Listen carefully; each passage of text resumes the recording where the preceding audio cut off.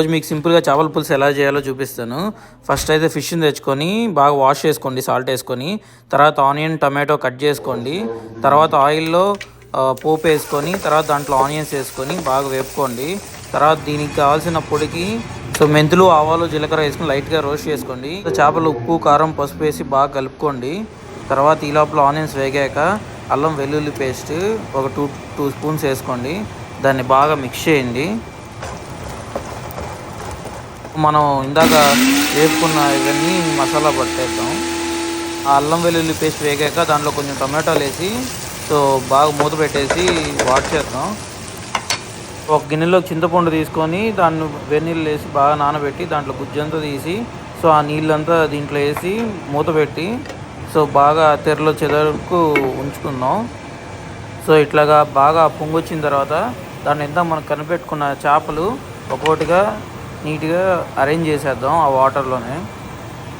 కరెక్ట్గా దాంట్లో ఈవెన్గా సరిపోయేటట్టు ముక్కలు ఒకదాని మీద ఒకటి కాకుండా సైడ్కే ఉండేటట్టు చూసుకోవాలి.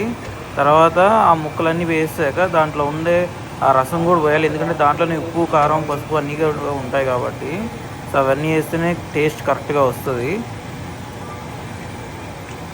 ఇవన్నీ వేసేసి మూత పెట్టేసి ఒక 10 మినిట్స్ ఉడకనిచ్చి ఈ లోపల మనం రైస్ కూడా పెట్టేసుకుందాం. మీ అందరికీ ఈ లోపల మా కజిన్ వాళ్ళ ఇంటి నుంచి బాల్కనీ నుంచి ఒక వ్యూ ఉంటుంది. చాలా అంటే చాలా బాగుంటుంది. స్టేట్ ఫామ్ ఆఫీస్ కానీ ఆ పక్కనే ట్రైల్ ఉంటుంది. చాలా బ్యూటిఫుల్గా ఉంటుంది. చెట్లన్నీ క్లైమేట్ అయితే ఈరోజు చాలా బాగుంది. ఈ చేపలు కొంచెం ఉడికేసాక ఇందాక మనం చేసుకున్న మసాలా దానిపైన అట్లా కొంచెం వేసుకోండి. ఎక్కువ వేస్తే మీకు చేదు వచ్చేస్తుంది. చేపల పులుసు బాగుండదు. పొడేసాక ఇంకొక 15 మినిట్స్ ఉడక ఇచ్చేసి తర్వాత సాల్ట్ అన్నీ కరెక్ట్గా చూసుకుంటే ఇంక మన చేపల పులుసు రెడీ అయిపోద్ది. సింపుల్గా బ్యాచిలర్ స్టైల్స్ చేపల పులుసు. దీన్ని అన్నంలోకి వేసుకొని మంచిగా కలుపుకుంటే అసలు చెప్పాలంటే చేపల పులుసు ఓవర్ నైట్ కానీ సోక్ అయితే ఇంకా చాలా బాగుంటుంది. బాగా థిక్ గ్రేవీతో కలుపుకుంటే ఇప్పుడు మా కజిన్ అడుగుదాం ఎలా ఉందో ఏ రకాలు ఎట్లా ఉంది కర్రీ.